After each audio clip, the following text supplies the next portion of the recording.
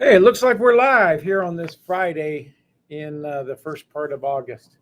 Um, we're moving along in this calendar year, and as you can see by the broadcast along the bottom of your screen, this is going to be our last broadcast for a couple of weeks. Reason being is I will be in the Philippines. We're taking a team from our church over there. Going to build a church, work with kids and different ministries. So the ministry that we support over there, and so we're going to be involved in that for 2 weeks.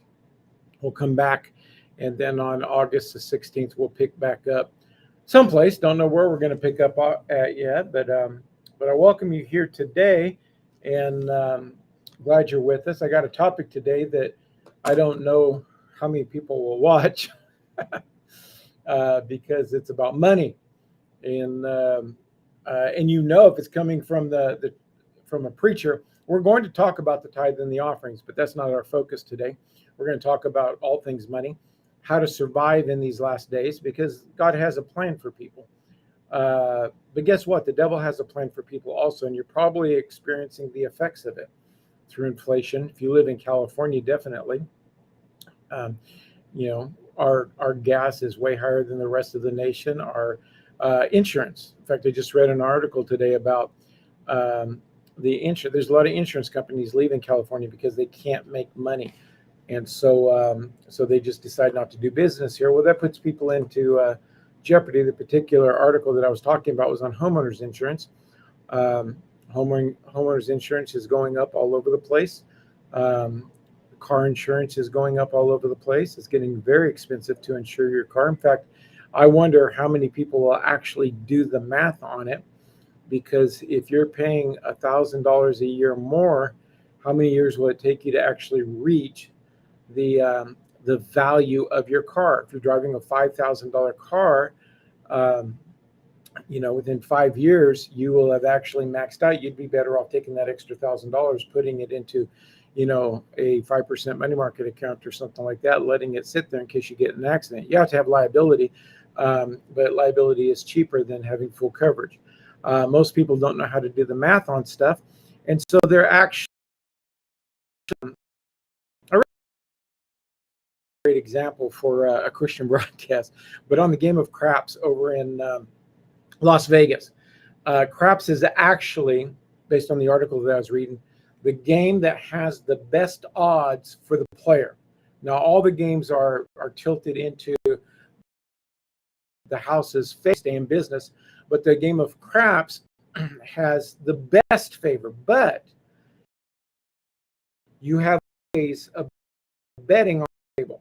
Article that most people end up betting against themselves, and even though the odds are more favorable to the player, the way that people play the game, they turn the odds back over to the house.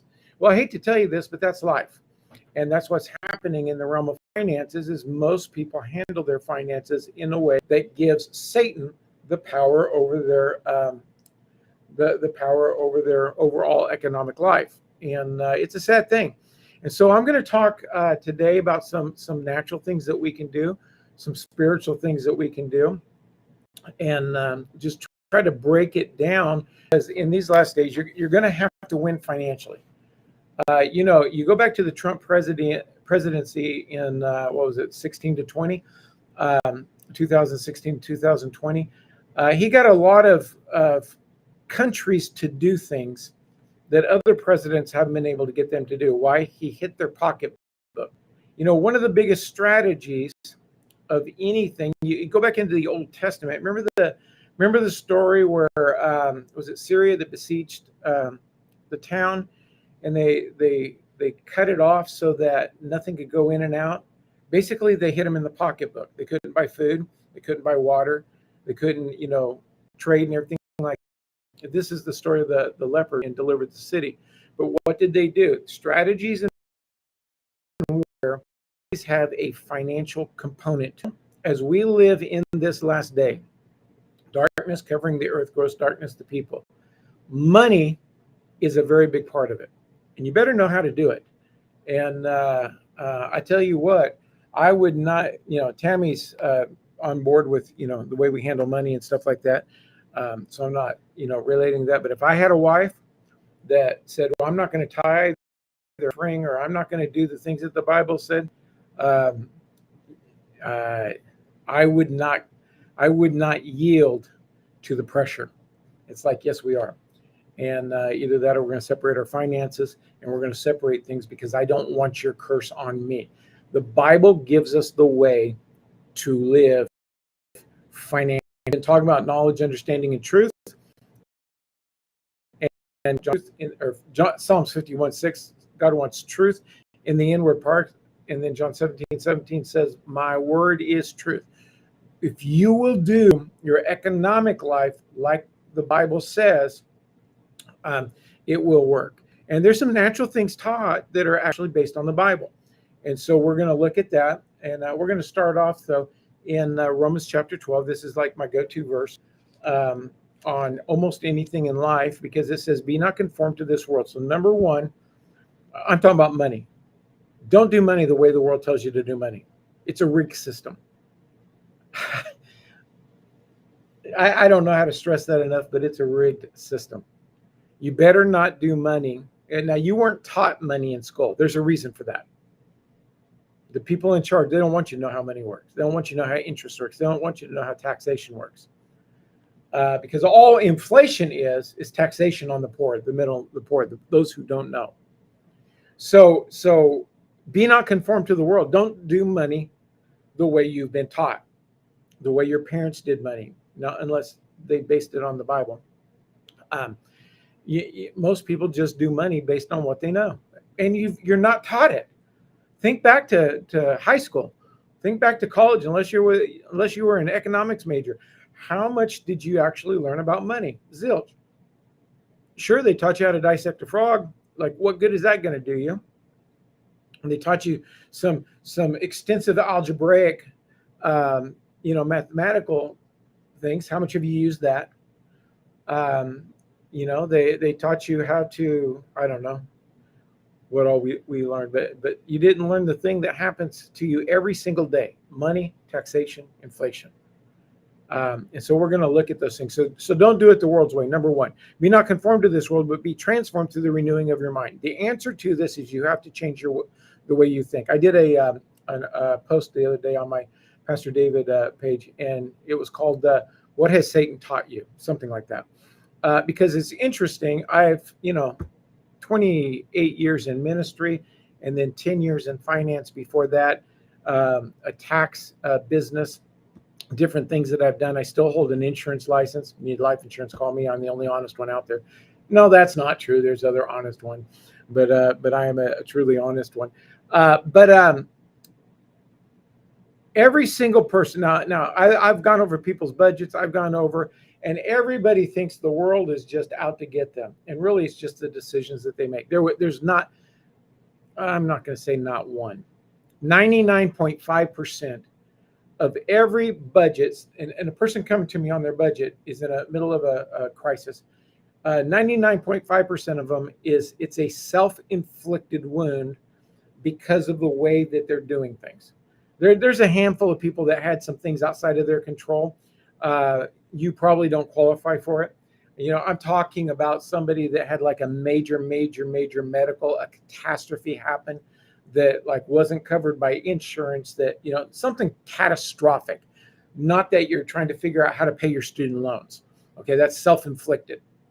All right. So you have to transform the way you think. Now, I don't care what I say in this next 45 minutes to an hour. I don't care what I say. If you don't change the way you think about money, what I say is not going to mean anything to you. Because you have an idea, and I'm going to hit some natural points that are probably going to step on your toes. But if you don't change the way you think about money, then you are not going to handle money correctly. Because this world has taught you a way of the rig system, with you being the guinea pig. And I talked about this on Wednesday. There are two tax codes. One for those who know how it operates, how to make it work for them, and others who just pay their taxes. Most people, I understand it's boring reading, but you will spend an hour at work in a job that you possibly hate, but you will not spend an hour studying to understand how it works that could save you thousands and tens of thousands of dollars over your lifetime. It's people, human nature is a very funny thing. And so be transformed through the renewing of your mind, that you may prove. Now, if you'll change the way you think, you will prove that God's way works. All right. So now, whether we're living in the end times or not living in the end times, this right here is needed, changing the way you think about money for probably 97% of Americans.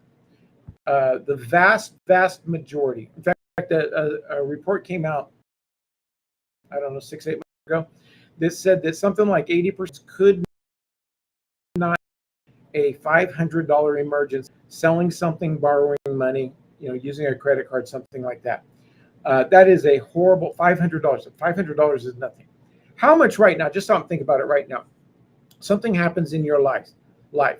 How big of a check can you write without having to sell something or without having to borrow money? You should have, according to Dave Ramsey, 3 to 6 months is in a liquid account.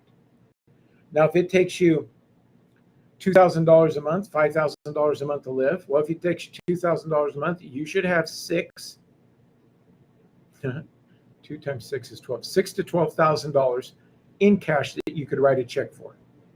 If it takes you 5, you should have $15,000 to $30,000 that you can write a check for. Yet people can't write a $500 check without selling something or borrowing or using an alternative method. Now, if you move that emergency up to $1,000, it moves up to 90% of people can't do it. You should have funds that you can tap into in an investment that it would take you, 5 days to get it out or something like that. That's not what I'm talking about. But I have money in accounts that I can transfer the money in my checking account. It takes about 5 days for it to get there. So I don't have to sell anything. It's just the movement of money. But I tell you what, everybody should be able to access at least $10,000 in the day and age that we live. There ain't no way. Yes, there is. Start putting money aside. But in order to do that, you're going to have to change the way you think about money. And that's going to be probably, I'll end up repeating that several times. Now, many people still live by the philosophy of get good grades, go to college, save money, and think that system is going to work. It does not work any longer. It just doesn't work. And now it will work. It can work to the extent of a day-to-day living. Because you can get a job. If you're going to go into a profession, you'll have to get an education. So if you want to be a lawyer, an attorney, yes, you're going to have to do that system. But now an attorney can make really a sales position because they're going to sell clients on the what they're going to do, how much they're going to have to pay, and everything like that. Unless you just go to work for a law firm and they pay you a salary. But there's ways of getting the degree to go into the field that you want to go into, where you're not limited on a fixed income of what the employer will pay you. Most people to do that. So, let me just kind of take some things right now. Talking about changing the way you think. There's checking accounts out there right now that are paying 4 to 5% in your checking account. So the money that is sitting there floating, everybody who uses a checking account, your money sits there and it floats, and the bank uses that money, to lend out and everything like that. They're making money on your money that you're floating. What do I mean by floating? You get paid on the 1st. Your car payment's not due until the 20th. That $500 is just sitting there floating. The bank is using it, making money on it. Why don't you? Well, you've got a lot of people, just because they don't like the inconvenience of changing checking accounts, going through the 30-minute process of filling out paperwork and transferring money. They have their money sitting in accounts that may pay them zero, or they're at a bank that maybe they'll move it back and forth between their savings and their checking, and they make less than 0.5% because it's convenient. Because I've been at that bank for 20 years. They love you because you stupidly let them make money off of your money. And there's banks out there that are paying 4 to 5% on your checking balance. Some people are actually paying a fee. They're at a bank where they're paying a monthly fee. There's many banks out there that'll give you free checking. You can save $5 a month, $10 a month just by moving your bank over to a checking account that's free money. What if your average, let's say your average daily balance was $2,000 throughout the year, and you could make 5%? That'd be $100 a year. And so you think $100 isn't that much. No, but $100 here, $50 there, $75 over here starts adding up if you will pay attention to your money.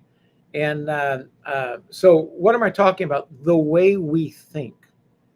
This element of the way we think about money is the kicker. And in the kicker, it's costing you. And I guarantee you've got money going down the drain. Most people have a cable TV package that they don't even use the majority of the stations, but they're spending $200 a month. How foolish is that? There's a lot of things that we just think wrong about money. Now, most Christians, let's get back into the Christian realm. Most Christians are believing God to meet their needs, but they do nothing that God can bless.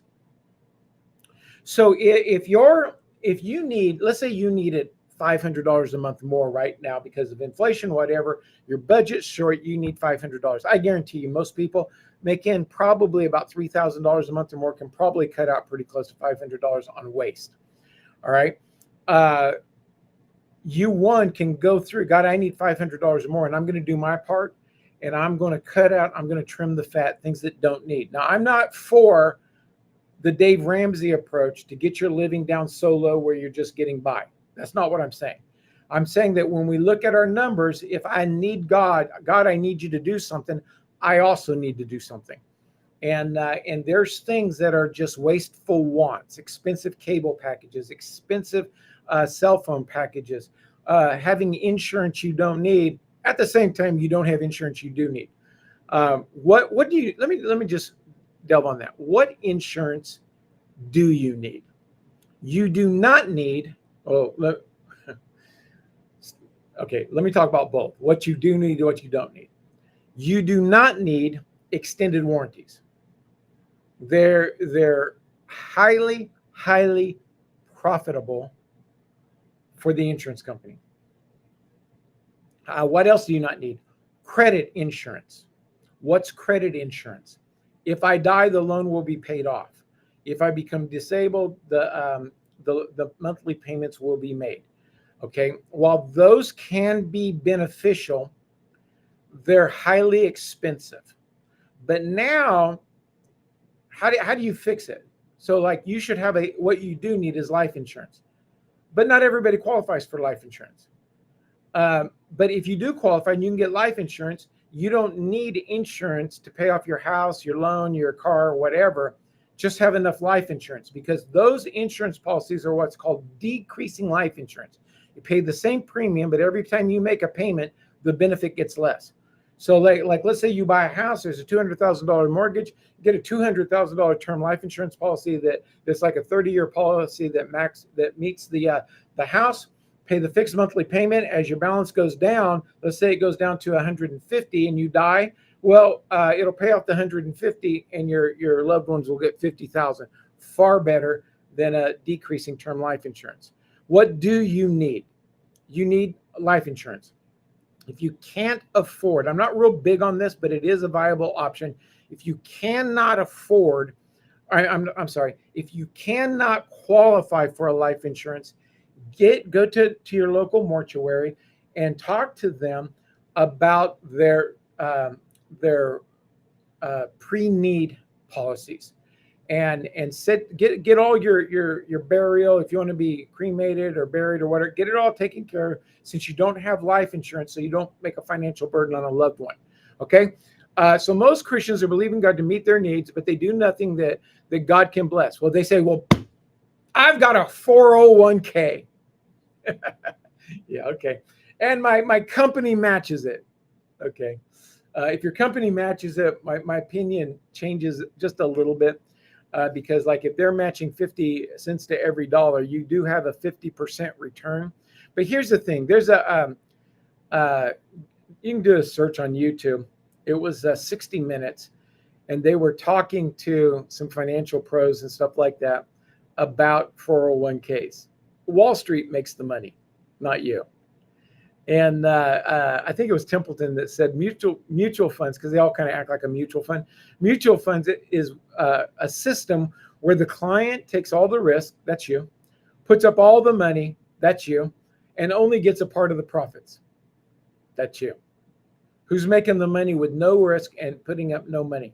Well, what if you could make even 2, 3, or 4%, which is low rates right now, on money, on other people's money? It costs you nothing. Well, it's a pretty good rate of return, because you're really not making 3%. It's kind of infinity, because you have nothing invested. You have to learn how to think differently about money. Now, for middle-class America, there's two real schools of thought. Dave Ramsey, Robert Kiyosaki. They're both, now Dave Ramsey is a Christian. I understand that. He used a lot of Bible. I don't know if Robert Kiyosaki is. But I don't really subscribe to Dave Ramsey, even though I'm a Dave Ramsey certified coach. And why? Dave Ramsey says, get your living expenses down so far that you can put all your money into other things. Okay. I don't disagree with that, but that's not a really good life, and most people don't want to live that way. Then he says, put your money in mutual funds. Well, I totally disagree with that. Mutual funds are not your best way to put your money, but who's he talking to? He's talking to people that don't know how to use money. So in that context, I say, yeah, I agree. If you're not going to take the time to learn how money works and do things, follow his steps, get out of debt, get an emergency fund. Those things I agree with. I still don't agree with putting the money in a mutual fund, but follow the steps and start building wealth. Robert Kiyosaki, even though I don't know if he's a Christian or not, follows more of a Christian mindset. He says, sit down, figure out how you want to live. How much do you want to spend for a house? What kind of cars do you want to drive? How often do you want a vacation? Put down your dream budget. Okay, Dave Ramsey says, get your budget down, get your expenses as close to zero as you can, get it down, use every dollar someplace so you don't waste any money. If you see the inside of a restaurant, it should be because you're working there. Beans and rice, baby, rice and beans. Well, my cuisine would be rice, because I ain't eating no beans. And I've tried it before. It doesn't work. You have wants. Robert Kiyosaki says, figure out a budget. Now, both of them talk about a budget. We're going to go to some verses on this in just a minute. Robert Kiyosaki says, go down and write down a budget, a dream budget. Where do you want to live? Okay. And it's probably going to come out far more than what you make now. Now he says, spend your time and energy figuring out how to make up the difference. So like, let's say you're making $2,500 a month, and you're just living paycheck to paycheck, and you look down, your dream life would cost you $7,500 a month. Now start figuring out how you can add $5,000 a month, because you can. You've got the skill sets. I don't care how dumb you think you are. You've got the skill sets, because people all over the world do it. So you and I are going to follow one of these two. From a biblical basis, I would follow Robert Kiyosaki, although I'm not saying he based it on the Bible, although we see it. So let's go to Luke chapter 14. Now, they both said the same thing. Well, their premise was different, but they both had a component that said the same thing. Luke 14:28. For which of you intending to build a tower sitteth not down first and counteth the cost, whether he have sufficient to finish it, lest haply after he hath laid the foundation, and is not able to finish it, that behold, it began to mock him, saying that the man began to build and was not able to finish it. What's he saying here? You got to have a budget. Both of them was sat down, write out your Dave Ramsey, write it out, skinny it down, put your money in the right places according to his steps. Was it 6 or 8 steps? And then Robert Kiyosaki says, dream big, figure out what you need, write your budget down, and figure out how you're going to make it. But both of them have a budget. You have to know where you're going, and most people don't. Most people, it amazes me, most people have no purpose in life. They make decisions based on what they like. It's amazing to me how many people that they're trying to get somewhere and do something, and they make a decision based on color versus achieving their goal. I don't like that color. I don't want that. What's that got to do with you achieving your goal? We're so emotionally driven that we're more attuned to what we like than what is needful to obtaining the purpose. Well, it's hard for people to live that way when they have no purpose. And so you have to know where you're going. That's what your budget is assigned to, is the destination. So 2, you got to know where you're going. 2, you got to have the plan. So the budget is the plan that's based on where you're going. And then 3, you have to work your plan. Again, going back to the post I made on Facebook, what has Satan taught you? All broke people say the same thing. One of the key components that a broke person says is, I had no choice, or I had to. Probably the third thing would be, but it was on sale. Just because something's on sale doesn't mean you have to buy it. You don't have to do anything. Oh, yes, I did. You don't understand. I had to do that. No, you didn't. You always have a choice. It's the broke people live by their emotions. Hello, Ohio. Hey, Paula. You've got to have a plan of where you're going. That plan has to mean something to you. Now look at Proverbs 27.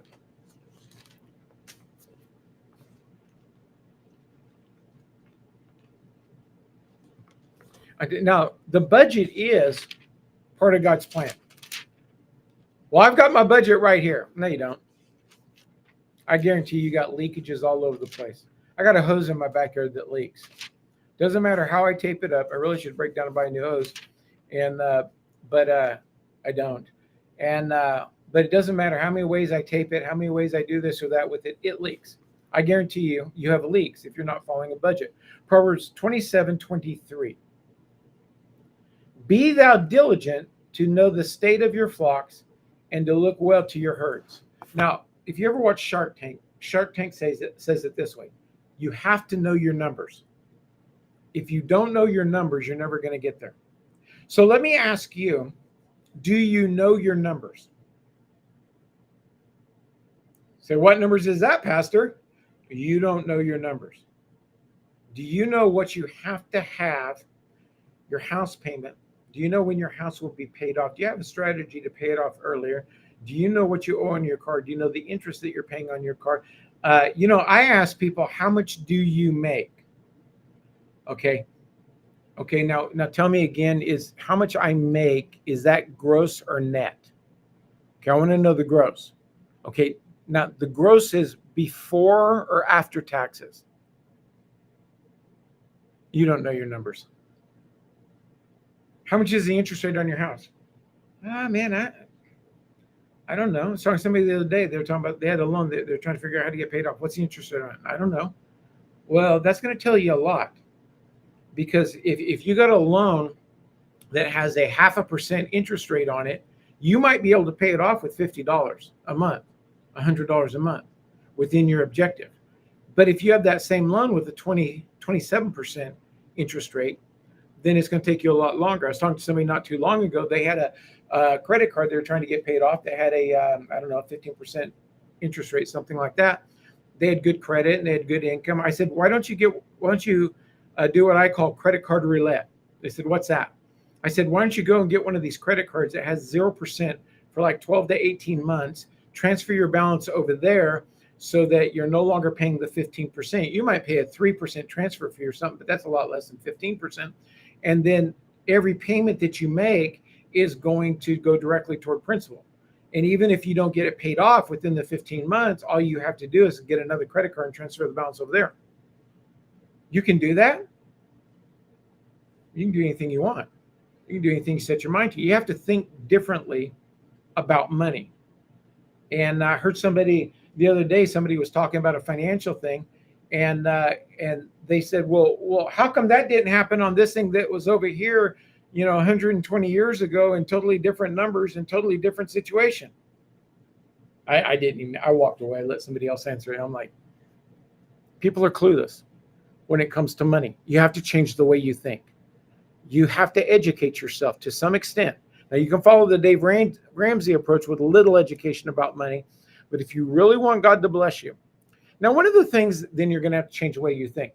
One of the things that Dave Ramsey talks about is the nerd and the free spirit. Now, this happens actually a lot. Opposites attract. So you got a husband and wife. There's a nerd and there's a free spirit. He goes through a very good routine of how the nerd has to kind of unnerd some, and the free spirit's going to have to get nerdish a little bit. You're going to have to meet in the middle. But here's the key that I have. You got to get in agreement. If one could put 1,000 to flight and two could put 10,000 to flight, and you and your spouse are not on the same page on money, it ain't ever going to work. One of them is going to constantly be mad. Whoever has a stronger personality, the nerd's going to get mad because the free spirit just keeps wasting and buying stupid stuff that's not needed. And the free spirit's going to get mad because they can't enjoy the money that they made. But you know what's interesting, and it's really this is probably more on the free spirit side, to try to get them to sit down and go over a budget and be on the same page is virtually impossible. Because like taxes, the free spirit is not really interested in money. And even if you're not a free spirit, there's a lot of people that just not, they're interested in having money, they're interested in spending money, but they're not interested in planning money. Well, that's going to hurt you. Sure, it may not interest you. Get over it. You have to do it. You have to know where your money's going. You have to know what it is. You've got to know the numbers. Let's go back to this verse, 27, 23. Be thou diligent. Do you know what diligent means? Most of you are not, because 97% of Americans live paycheck to paycheck and can't meet a $500 emergency without selling something or borrowing. Be thou diligent to know the state of your flocks. You got to know where your money's at. You got to know where your assets are. You got to know where your... I have this horrible nightmare every once in a while. No, serious, it's a nightmare for me. It's really weird. I don't know where I got it, but the dream is I had bought a piece of property for a rental, and I forgot about it. I forgot I bought it. And so the person living in it, they missed their payment one month, and I didn't say anything to them, so they just stopped paying. And I mean, it's like years go by, and all of a sudden I have this moment. I forgot I own that property over there. And I'm just like, how do I get it back? What's the person done to my house? How do I get the rents out of it? Da, da, da, da. And it's a nightmare. I'm guessing most of you don't have dreams like that. But be thou diligent to know the state of thy flocks. You got to know your numbers. And look well to your herds. Pay attention to it on a daily basis. You got to know where money's coming from, where money's going. And if you're going to become, if you're going to be, because what I'm talking about is, money in the Bible, inflation, the economy, and how to live today. You can't just live off a paycheck, because if your paycheck stops, everything falls apart. You've got to know how everything meshes together and how you can move things around. Go to Proverbs 21. Now we're reading the Bible here, and I'm supporting what I talked about. You've got to have a budget. The best way to know your numbers is to have a budget, is to have a, I know people a lot of times now don't have checkbooks. They just look online. But when you look online, you don't see the checks that haven't cleared yet. So now you have to remember all the checks. And I know somebody who continually would get themselves in a financial pickle because all they did was look at that and they forgot they wrote a check, and somebody held the check for like 2 weeks before depositing. They forgot. They just assumed it cleared. I've had people before, because I've been that person that's held the check for 2 weeks, and they said, "Have you the check I gave you didn't clear? Have you?" Oh no, it's sitting right here. I haven't done. Could you do that? I needed to clear my account. It's like, now old school is check register, and they've got apps for it. You don't have to do it pencil and paper, but you've got to know your numbers. 2120. I'm having fun. I hope you are too. There is a treasure to be desired and oil in the dwelling of the wise, but the foolish man spendeth it up. If you're living paycheck to paycheck, according to the Bible, you're a fool. If you have treasure, then you're not a fool. Which one am I on? 2120. You're considered wise. So let me ask, are you wise or are you a fool? Do you spend everything you've got? If you got a $20 bill in your pocket, let me see here. I've only spent, let me see how much money I got in my wallet right now. There's a $50 bill. I've had that $50 bill in there for probably at least a month. 70, 90, 110, 130, 150, 175, 76, 77. So I got about 177 bucks in my wallet. And I would say probably beginning in July, I probably had 200. I probably spent 30 bucks, over the course of the month. It doesn't burn a hole in my pocket. I've got reserves. In fact, actually, I think I had a little bit more than 200 because some needs came up from other people, and I gave them money out of my, that's my stash. That's my she money. That's the money she doesn't know what I'm doing with. No, we get an allowance. Oh, I'm sorry. We get mad money. Tammy doesn't like the word allowance. And that's my mad money. That's the money I can do. So I've got money in case something comes up that I'm going to give to somebody, or if I'm going to do something, if I'm going to go buy lunch or something like that. It's there. Does money burn a hole in your pocket? Let's read the verse again. There's a treasure to be desired and oil in the dwelling of the wise, but a foolish man spendeth it up.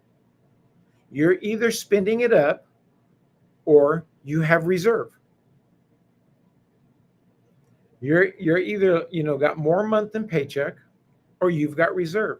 I've got an issue going on right now that with a financial institution, I'm getting ready to probably after this broadcast get a hold of the SEC because they've got almost $1,500 of my money that I put into an account, and they're jacking around with it, doing stupid stuff. They didn't do what it was supposed to be, and I'm having trouble getting it done. It didn't affect our day one bit. It was just, I was just moving it from this account to this account because it paid a better interest rate.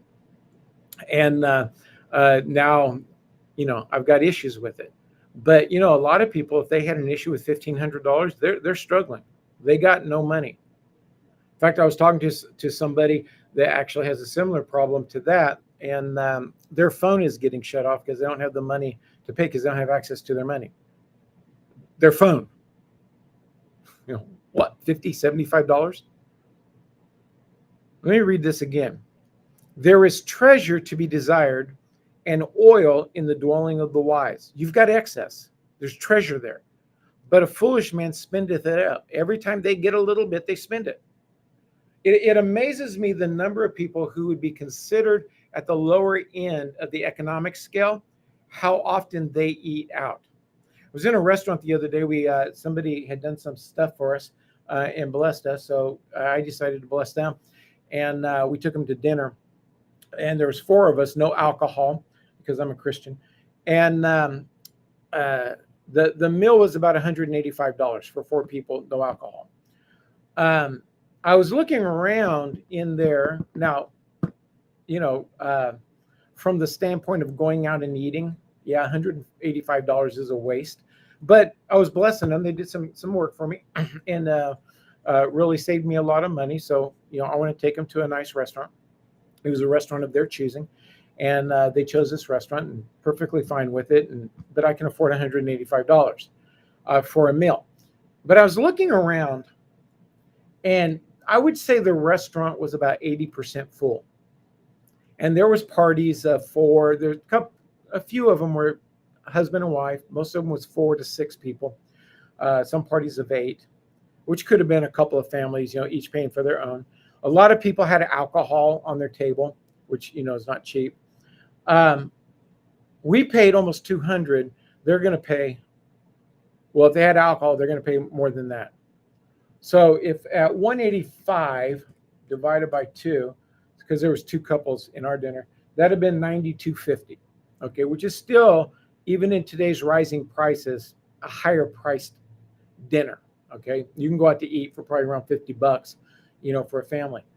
That is, based on where we're at financially, that expenditure is like 0.00000 something.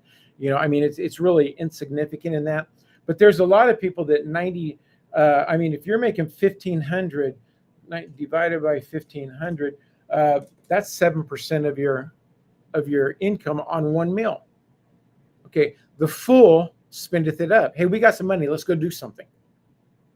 It's an amazing thing to me how we think. We've got to change the way we think. So the natural system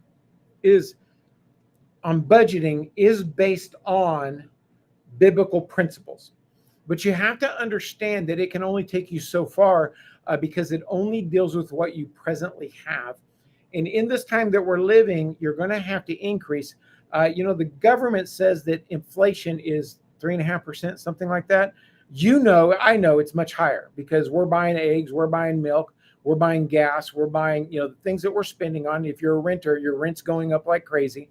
If you have insurance, car insurance, homeowners insurance, renter's insurance, and if you're a renter, you need renter's insurance. Don't live someplace without it, because if something happens, if you're in an apartment, the neighbor's house apartment can catch on fire. You lose all your stuff.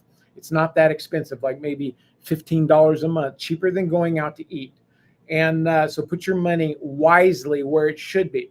But a budget only basically deals with this month or maybe this year. You can make a master budget for the year and then break it down by month. Okay, that's fine. Within the budget, you can allocate other biblical principles, and you can lock your faith on it, which will take you into a new arena. We're going to get into that. But a budget basically deals with where you're at and what you're doing with today's dollars. Okay, so now let's look at God's system. God's system doesn't make sense to you and me, to our brains. Okay, that's a given. It doesn't make sense to how we've been taught. It doesn't make sense to how we live. It doesn't make sense to how we feel. And that's a big one, because most people, 80% of your money life is based on emotions. And people who are bound to their emotions, which is probably like the vast majority of Americans, are now on the wrong side of money, because they have to get this new thing. They have to have that. They've got to, whatever it is. And I saw a meme the other day that said, a guy standing out like on a prairie or something like that. And he says, I know I look like I'm okay on the outside, but on the inside, I really want to buy more guns. All right. Just a joke. Don't get mad if you don't like guns. So you have to change the way you're thinking. You've been taught to spend. You've been taught that spending is satisfaction. What would happen if I told you that having wealth is satisfaction? Do you know, it's an amazing thing if you can ever get somebody to start saving. And let's say they've never used Dave Ramsey, start off emergency fund, get $1,000. Okay, put away, just like do everything, sell stuff, do whatever you can, get $1,000 set aside. You're not going to touch it forever unless an emergency. Now, emergency is not Christmas. Okay, emergency is not somebody's birthday. An emergency is an emergency. Your transmission drops. You didn't expect it. Your car was in perfect working order. Your grandma dies, 3,000 miles away, and you got to buy a plane ticket. An emergency is an emergency. Okay. It's an amazing thing that happens. Once the person gets $1,000 in there, and let's say they have an emergency, most people will try to figure out how to pay for the emergency without using the $1,000, because the $1,000 has become valuable to them. So if you can take that and understand that, Building wealth will build a value system within you that you don't want to be like the guy in Proverbs that spends everything, because you like seeing it grow. You like knowing it's there. You like being able to do something and paying cash for it and not have, to get a loan. What would happen? Both of my daughters, the cars that they drive right now, they paid cash for it. They had the money. Never had a car payment. They're in their 30s. They have never had a car payment. Wait a minute. I can't remember Tiffany's first car. But maybe there's a payment on that. I don't remember, but I'm pretty sure never had a car payment. And when they get their next car, they're planning it so that they will never have a car payment. Wealth, having money, there's a value system that most people don't understand. Now, let's go to Luke 6:38. We're going to look at God's system. And God's system does not make sense to the natural budgeted mind. Okay? Luke 6:38. Give, and it shall be given unto you. Good measure, pressed down, shaken together, running over, shall men give into your bosom. For with the same measure that you meet withal, it shall be measured to you again. Now, any giving, this is what I call a generous life. This is my generous life scripture. Given, it shall be given to you. The natural mind and the mind of a fool will say, I can't afford to do that. Now, there are broke people who do give, but they never break out of their current cycle. There's reason for that. I'm going to go through it. Because giving in and of itself isn't the end all. Because it's actually not that hard to give away money. And broke people are actually some of the most generous people. Why would that be? Why would broke people be generous people? Well, it's obvious. They don't value money. That's why they're broke. They spend everything. They have no value system in the money. So giving away a $20 bill that's nothing to them, because they give it away at the store, at the fast food, at the this, at the that, at the that. They have no value system. They don't understand the tool that it is. Once you start understanding the tool, now some people go too far and they won't let go of anything. But once you understand the tool, you start understanding how to use it to make it work. Now, there's a biblical way to use it. So any giving that is talked about from a biblical standpoint has to be done by faith. What does that mean? If I'm going to give somebody $50 for some reason, okay, I just showed you a $50 bill, and I just feel impressed to give that to them. And I hand them the $50 bill and I walk away. If I don't attach faith to that $50 bill, how is it going to do anything? Well, now some people will say, well, it was by faith I gave them the $50. No, that's not what I'm talking about. You should, whether you do it before you give or it may be spontaneous that you're talking to something, all of a sudden God says, give this person $50. You give them $50. They break down crying, saying, you don't understand what I needed this. God just met my need. Okay. When you walk away from that, God, I know I listened to you, but that was seed. And in every seed, there's a harvest. See, in every apple seed, there's a harvest of apples that come with that seed. Every seed that you sowed. Now, when it says giving, it shall be given unto you. That is not limited to monetary giving. That is giving of yourself. In fact, if you read the whole chapter, there's nothing about money in there. It's all about somebody asks you to walk a mile, you walk two. Okay, so let's use that one as an example. Somebody asks you, to go with them. I got to walk to my house and I'm afraid. Is there any way that you could walk with me? Because I just feel safer if you walk with me. Sure, I'll go with you. I'll walk you home. And then I don't know how you're going to add in the 2 miles, but somebody asks you to walk a mile, go 2. Go give of yourself. But see, when you walk away, God, that was seed I just sown. That was seed in my time. That was seed in the encouragement that I gave them, that I talked to them. Lord, I just sowed a seed, and every seed has a harvest in it. And Lord, I just proclaim your word over that seed, that it's going to bring back to me a harvest. Now, you get into the church setting, money-wise. A lot of people will give offerings, and even though the church prays over it, they're not personally praying over it. God, I'm bringing your tithe. I'm bringing my offerings. You've got promises attached to these things. As I give it, look at my heart, God. I'm doing it because I'm honoring your word. I pray that every promise that you have spoken over this act of giving would manifest back into my life. So everything has to be done with faith. You've got to believe with your life of generosity. Now, what am I talking about here? I'm talking about the economy and inflation. If you will give, it shall be given back to you. Well, wait a minute. That sounds like there might be a system here that I can beat inflation. Give, and it shall be given to you. How's it going to be given to me? The same way I gave it? No. Pressed down, shaken together, shall this natural system flow to you. But it's got to be an act of faith. Now, one of the bad things about modern technology, I use it, I just have to work on myself to not fall prey to this, is the bill pay mentality.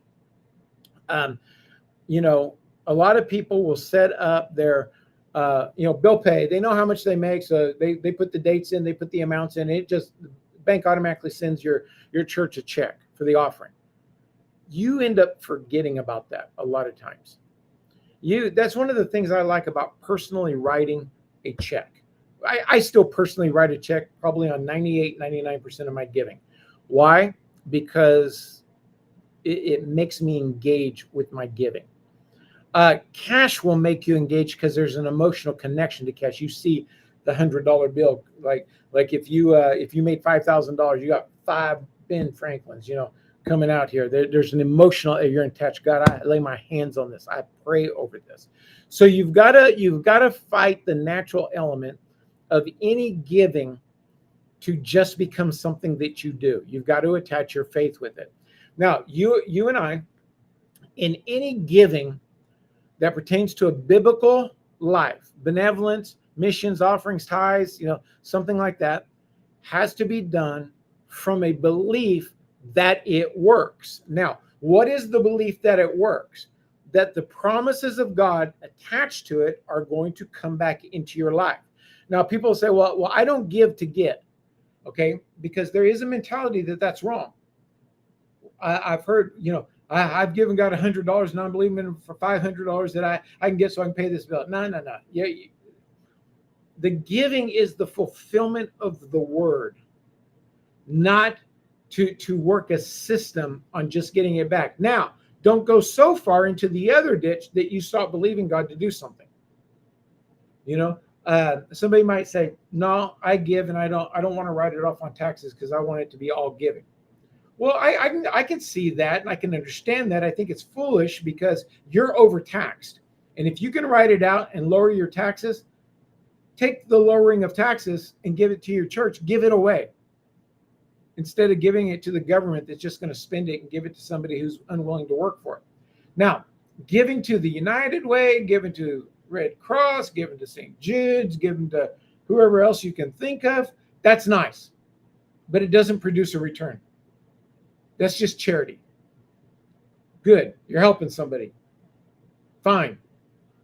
Giving spiritually, there's a biblical promise to it. Even when you give to the poor in a biblical basis, he that has pity on the poor, the Lord will repay him. God promises you your money back. Not compounded or anything, just your money back. So once we understand this, we can start working. So let's go to 2 Corinthians chapter 9.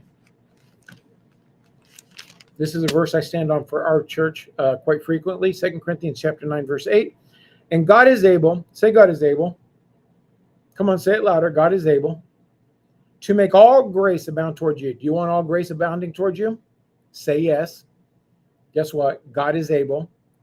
That you, say that's me, always having, always is always, all sufficiency in all things may abound to every good work.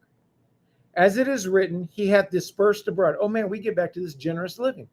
Now, God's able to make all grace abound to you, that you always, having all sufficiency, may abound to every good work, but he dispersed abroad. He hath given to the poor. His righteousness remaineth forever. Now, he that ministereth seed to the sower ministereth bread for your food. It's going to come back to you. Your food's going to be taken care of. Who ministers seed to the sower? God.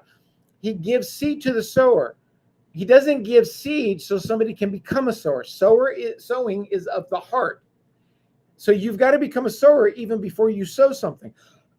Both minister bread for your food and multiply your seed sown, and increases the fruit of your righteousness. Go back to chapter 8, verse 1. Moreover, brethren, we do you to wit of the grace of God, or we want you to know about the grace of God bestowed upon the churches of Macedonia, how that in a great trial of affliction, so there's times that we might walk through difficult times, the abundance of their joy and their deep poverty abounded unto the riches of their liberality. Their financial circumstances did not cause them to draw back on what the word of God says. They still sowed. For to their power I bear you to record, and beyond their power they were willing of themselves, praying with much entreaty that we would receive the gift and would take upon us the fellowship of the ministering to the saints. So in other words, Paul didn't go to somebody, I need an offering here. We need to raise X amount of money. They, even though they were in poverty, saw what Paul was doing and said, I want to be a part of it. I'm going to give you money to help you. And this they did, not as we hoped, but first gave their own selves to the Lord and unto us by the will of God, insomuch that we desired Titus, that as he begun, so he would also finish in you the same grace also. Therefore, as you abound in everything. Now I want you to see this. As you abound in everything, like in what? In faith. You're abounding in faith. You're abounding in utterance. You're speaking the word of God. You're helping people. You're abounding in knowledge. You're understanding how God does things. You're abounding in all diligence. You're being diligent to do the things of God. You're abounding in your love to us. See that you abound in this grace also. What grace? The grace of giving. The grace of liberality. The generous life. Do you abound in giving? Or do you budget your giving? Now, I'm not against budget. I talked about that. It's a biblical principle. But do you budget in God or do you abound? Just look at your giving level on your budget. What is it as a percentage of your overall? Well, if you're honorable with God, you tithe, that's 10%. How much offerings do you give? Most people, I would venture to say, give 3% or less. Is that abounding? You probably give the waiter, waitress, the server at the restaurant 20%, 18%. But you give an offering to God of 3%? I don't know, something to be considered. So people like to think that when we start talking about giving tithes and offerings, well, that's Old Testament, that's New Testament. But I read you several promises and several words out of Proverbs that probably most people would not reject. And I've read you several verses out of the New Testament. God said his word shall never fail. Well, his word started from in the beginning. So Old Testament and New Testament, that word will not fail. So now let's go to the verse that most people hate, Malachi chapter 3. Let's see if you can sit through it. I'm going to bring some things out in here. Malachi chapter 3 is where it talks about the tithes and the offerings, starting in verse 8. Will a man rob God? Yet you have robbed me. But you say, wherein have you robbed me? In tithes and offerings. So God said, now it's interesting because the people are saying, how have we robbed you? In tithes and offerings. You've robbed me. After Malachi, which was the last book chronologically of the Old Testament, they go into 400 silent years. God shut up for 400 years. You are cursed with a curse, for you have robbed me, even this whole nation. So this is one thing that people don't understand in their giving and having revelation on God's system, is if you don't align yourself with God's system, you have to align yourself with the world system. Romans 12:1, 12:2, be not conformed to this world. You're either doing things the way God said, or you're doing things the way the world has said. That's Old Testament. I'm a New Testament believer. No. You're a believer. And God said, my word shall never fail. Heaven and earth will pass away. Heaven and earth is still here, but my word shall last forever. So his word is still active. You can justify, quantify, figure out all your reasons. I talked about knowledge, understanding, and wisdom for the last 3 services that I preached in our church. But he says that if you rob him, you are cursed or living under the cursed system. Now, if you're living under the cursed system, Satan is the head of that system who comes to kill, steal, and destroy. That's why you're fighting financially. It does not matter what happens in the world. God's system will trump what is happening in the world. Bring ye all the tithes into the storehouse. Now, it's interesting because he left the offerings off here. Bring ye all the tithes into the storehouse. Why? Because the tithe is a command, a set amount, 10%. The offering is as you purpose in your heart. So he says, bring all the tithe. So some people say, well, I tithe 5%. Impossible. A tithe means 10. Some people say, I tithe 25%. Impossible. A tithe is 10%. That person is giving a 15% offering. Okay. And if they pray over that 25%, as though it's all tithe, they're not praying correctly on the 15%. That there be maybe meet my house and prove me now herewith, saith the Lord, if I will not open the windows of heaven. So number one, what am I talking about? Beating the natural system. The windows of heaven will be open above you. Now go back and search it out in the Old Testament. He talks about a windows of brass, windows of iron. I mean, shut up windows. He says you will live under an open heaven. If you go back to Jacob, remember the angels going up and down the ladder. He was under an open heaven. He says, wow, if God's going to do all this for me, I will surely bring 1/10 of all my increase, the tithe. Okay. So number one, you can live under an open heaven. Now you've got to put faith with your tithe also. Number two, will pour you out a blessing that there shall not be room enough to receive it. You can live a life where the opportunities will abound towards you, that you won't have the ability to take advantage of every opportunity. And I will rebuke the devourer for your sake. So the devourer can come obviously in the realm of devouring our money, devouring our peace, devouring our bodies, devouring everything. God said he would rebuke the devourer. You got a problem in your body and you're a tither? Go to God. Pull up my tithing record. See if I've not faithfully tithed 1/10 of all my increase. You're on the hook, God. You said, prove me now herewith. So I'm going to prove you. You are the one that should be rebuking this in my body. And I stand on you to do that. And he shall not destroy the fruits of your ground. So the things that you plant, the things that you do, Satan will not have the ability to destroy it. Neither shall your vine cast her fruit before the time in the field. Now, if you were, we got grapes all over out here. And if the grapes fell off, they would rot. Okay. And the grape farmer would lose his crop, lose his money. Okay. So now the Bible says that if you're a tither, that's not going to happen. And all nations shall call you blessed. Well, if all nations will call you blessed, your neighbors are going to call you blessed. They're going to see something different about your life. Your coworkers are going to call you blessed. And all nations shall call you blessed, for you shall be a delightsome land, saith the Lord of hosts. Saith the Lord of hosts. Your words have been stout against me.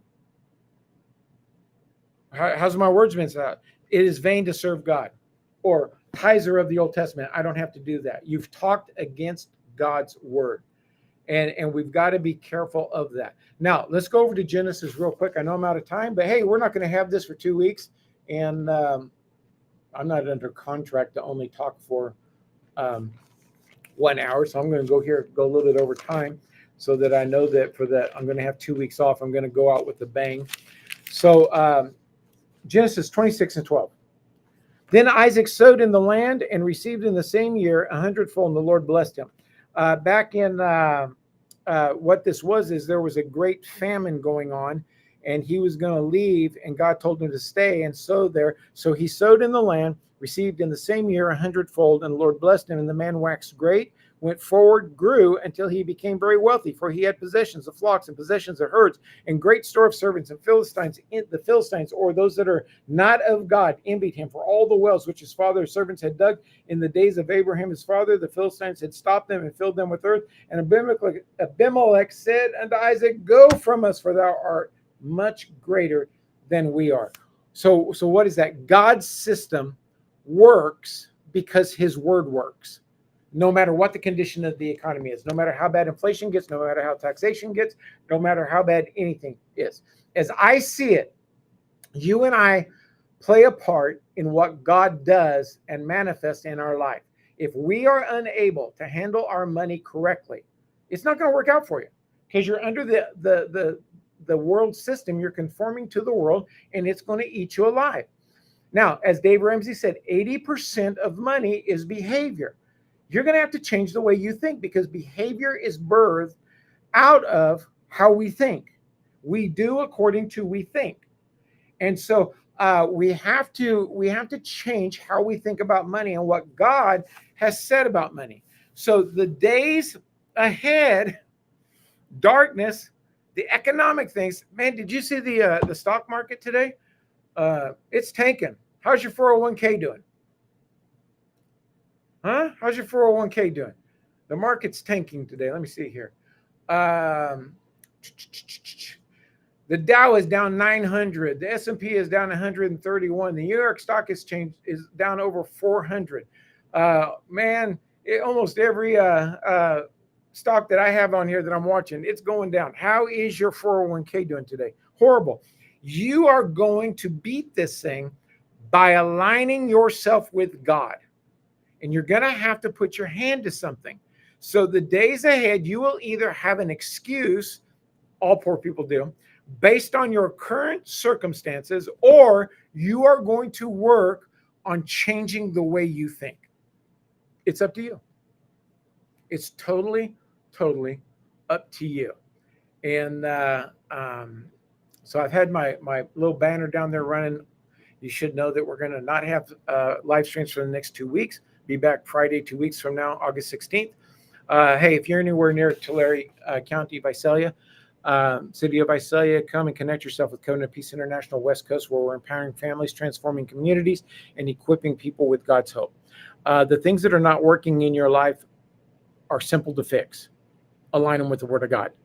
Now, a lot of people don't like to hear it. A lot of people don't want to deal with it. But I tell you what, I can get you out of any problem that you're faced with if you're willing to do what I say. And what I say is going to just be based on the Word of God. And if I don't know the answer to it, we're going to find the answer to it.